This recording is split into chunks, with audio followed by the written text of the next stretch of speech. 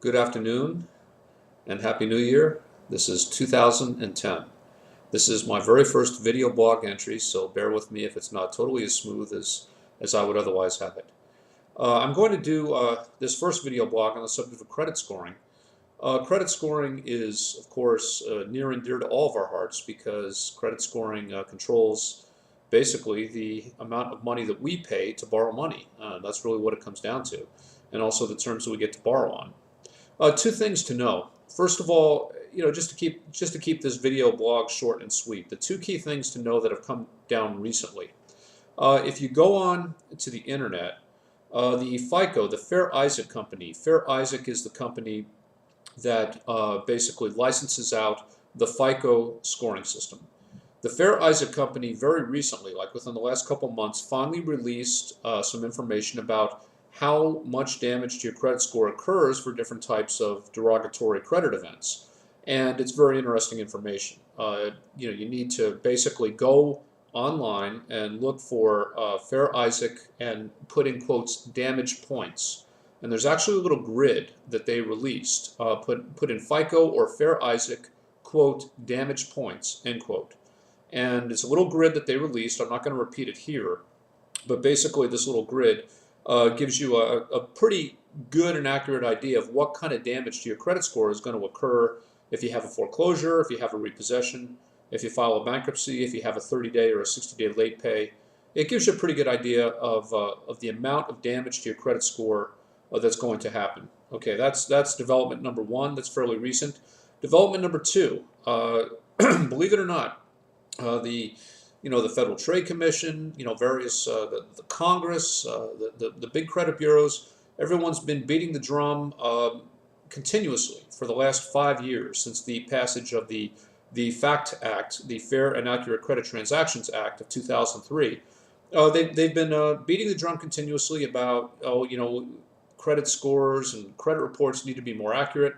Well, the information was just released today by the name of the organization is freescore.com, and basically 70 to 80% of credit reports surveyed over the last year still contain errors. 70 to 80%.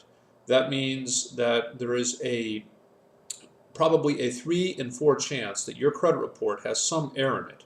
Now remember, errors can be major errors like reporting a bankruptcy on your credit report that doesn't belong there. That's obviously a huge error. It's going to make a huge difference on your credit score. But there are lesser errors as well. An error which occasionally crops up, which affects people, is for instance reporting an invalid previous address.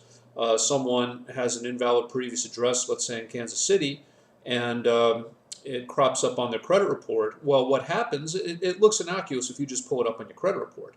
You see that they've got a previous address for you in Kansas City. You never lived in Kansas City. You kind of don't care, like big deal.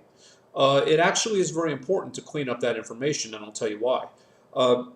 If there's another Joe Jones, let's say your name is Joe Jones, if there's another Joe Jones living in Kansas City and that person has horrible credit, you are substantially increasing the likelihood that their credit report with all their crap is going to get mixed in with your credit report with all the gold and all the good things that belong on a good credit report.